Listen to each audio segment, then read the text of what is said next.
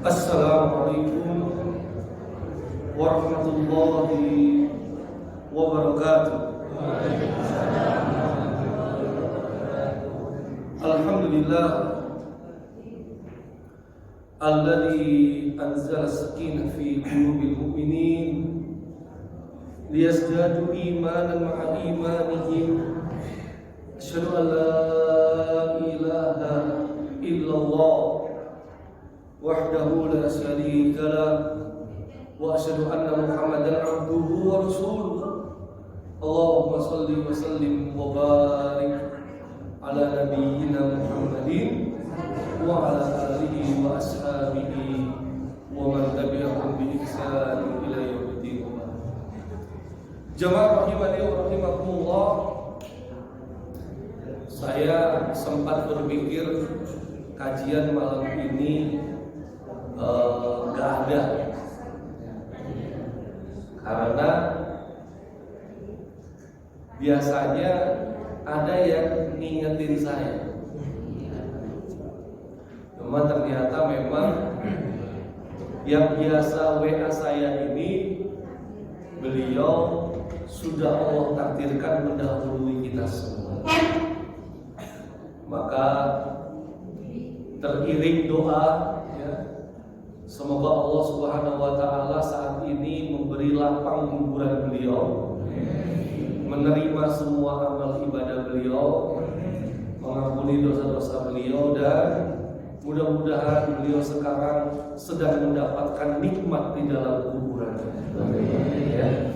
Dari beliau kita banyak belajar hal, ya.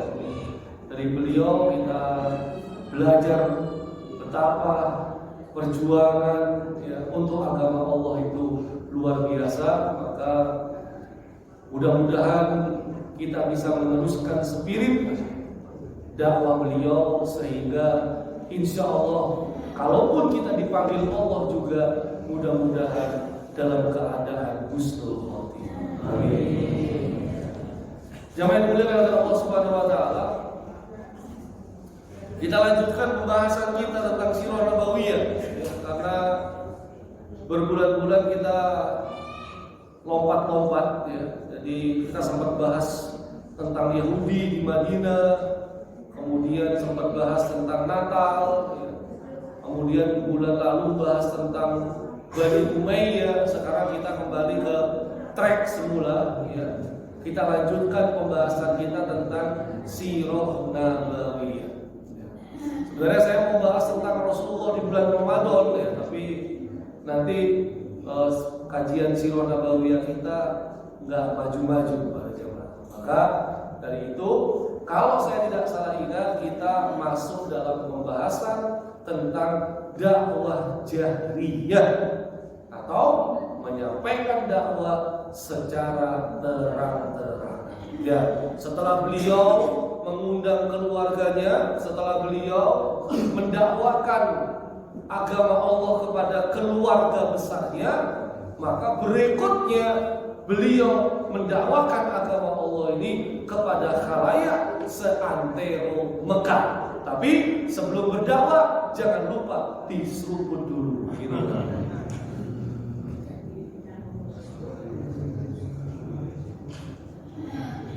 Nah, jamaah yang dimuliakan oleh Allah Subhanahu wa taala, Rasulullah SAW ini berdakwah yang kemudian Allah Subhanahu wa taala nyatakan dalam surah Al-Hijr ayat yang ke-94. Fasda bima tu'mar wa a'rid 'anil musyrikin.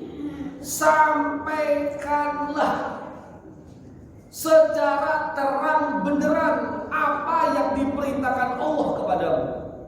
Abaikan saja orang-orang musyrik itu. Terus sampaikan, terus dakwakan. Jangan takut, jangan khawatir, jangan gentar. Karena berisiko, Pak. Yang didakwakan Rasul adalah tauhid. Yang didakwakan Rasul adalah keimanan kepada perkara yang gaib. Yang didakwakan Rasul SAW sesuatu yang membahayakan. stabilitas politik dan ekonomi kekuasaan orang-orang musyrik. Coba saja ya, kalau kemudian kita mau berdakwah di Joko Jumput misalnya, itu di Praban ada makam namanya makam Ki Joko Jumput, itu di Praban. Kalau kita mau berdakwah di sana, ya, kita harus bersiap, ya. Karena banyak yang berkunjung ke Joko Jumput. Padahal nggak tahu masih Joko apa nggak tahu. Ya. Kayaknya sih sudah nggak Joko. Nah, ini makam di Praban dan ada ritualnya. Ritualnya itu, ini ketemu yang saya bukakan sekarang. Ada ritual-ritual supaya berjumpa dengan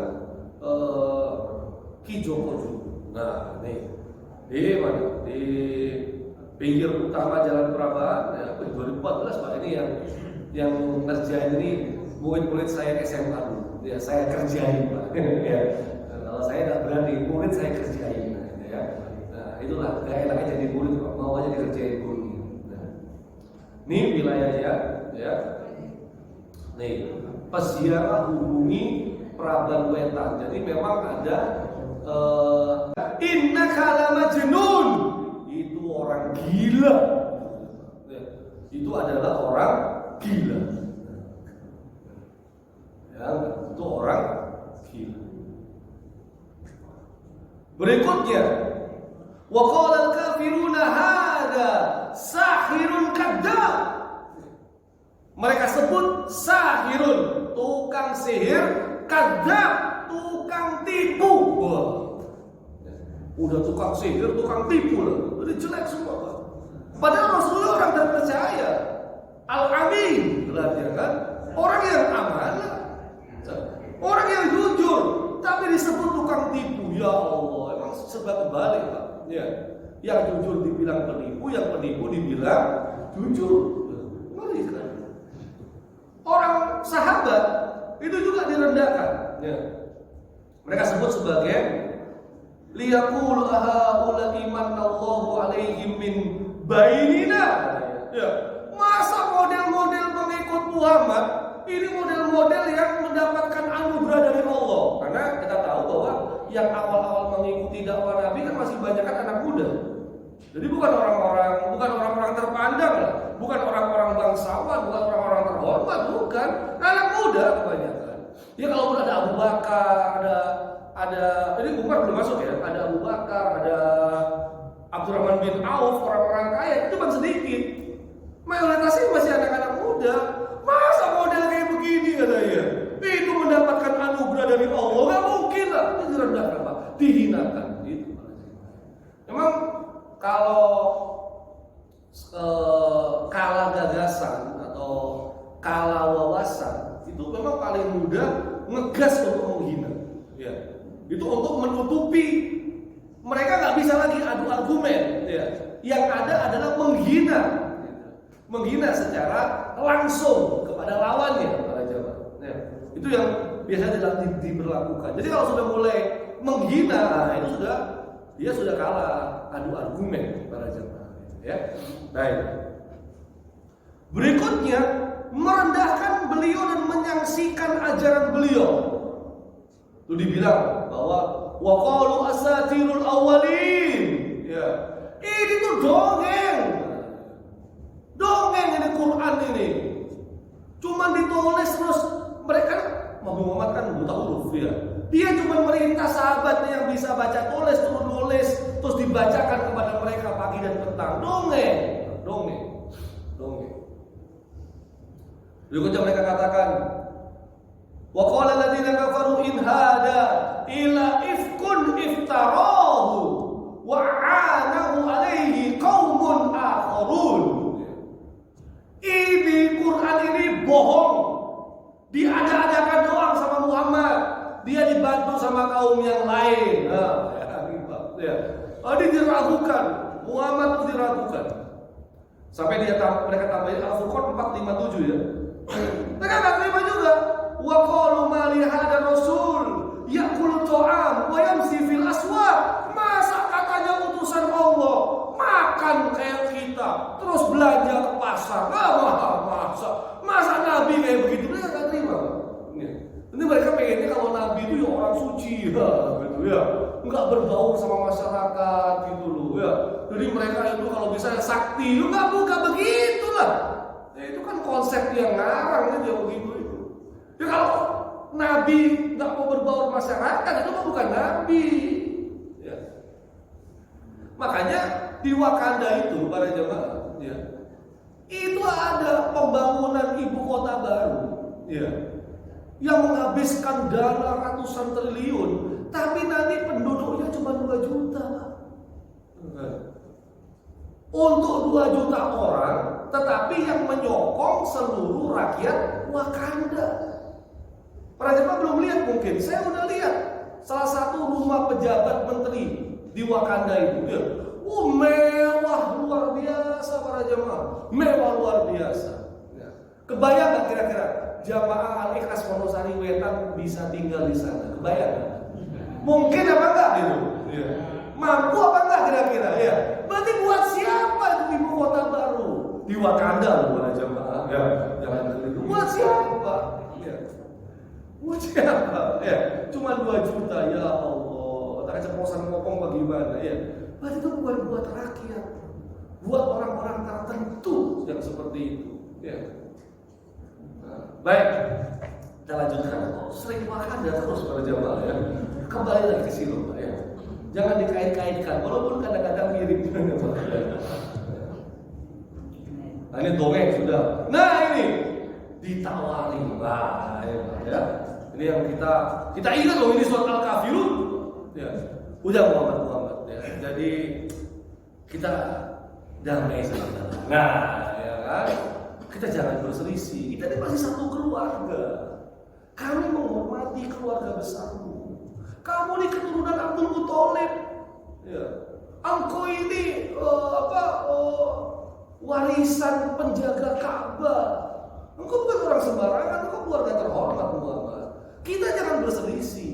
Ya. Kita harus bekerja sama. Ya, membangun wilayah ini dengan baik untuk demi kepentingan bersama. Wah, kata-katanya bagus Pak. Ya gitu ya. Ayo gitu ya. Apa sama-sama membangun negeri. Wah, gitulah aja ya. Makanya apa? Dia akhirnya diundang, diajak ngobrol, diajak makan siang, nah, gitu lah, ya kan? Pokoknya begitu diundang, ya. Jadi bagaimanalah kita merapatkan barisan, ya. Jangan nggak cocok, jangan, gitu, ya. Jangan pakai hak angket, janganlah, ya. Itu kita pakai kita sama-sama nanti bagi-bagi jabatan. Nah, itu contoh saja para jemaah, ya. Gitu. Nah, cuma kalau Rasulullah SAW itu ditawari begini, oke. Kita gantian saja